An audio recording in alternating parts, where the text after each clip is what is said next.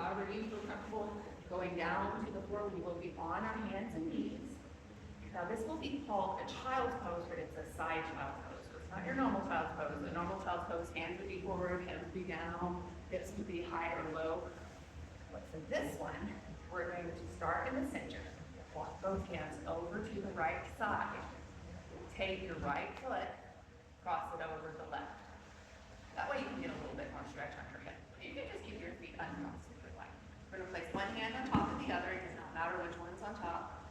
And then you push our hips over to that left side. You take a big breath in, expand the rib cage, and then drop the left shoulder down. Now you're still pushing into the mat with the fingertips. Start to feel the stretch under the arm. I feel it down the rib cage. You might feel the waistline, the hip, the T-band, maybe the lower back, depending on what's the tightest in the top. Then you can rest your head on the arm, rest into the mat. Breath in, expand. Exhale, push the hips out a little bit more. Breathing in and out. Now we'll lift the hips up. Uncross the feet. Walk your hands back to the center, and I want you to lift one knee, the other, just to get some of that tension off the knees, and we're going to go to the other side. Walk all the way to the left. Take your left foot, cross it over your right, cross it back behind, and then we push the hips to the right. Give one hand on top of the other. Take a big breath in, expand the rib cage, and then drop the shoulder down. So that the shoulder comes down, you feel that stretch from under the arm.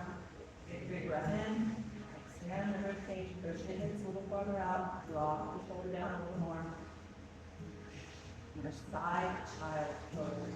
Breath in, exhale out. Press the head down wherever it's comfortable. Child pose is a resting pose. A deep stretch through the side of the body.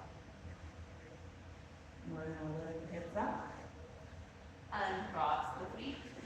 Walk your hands back to the center. And then walk your hands up. Now we're going to stand up because we're done.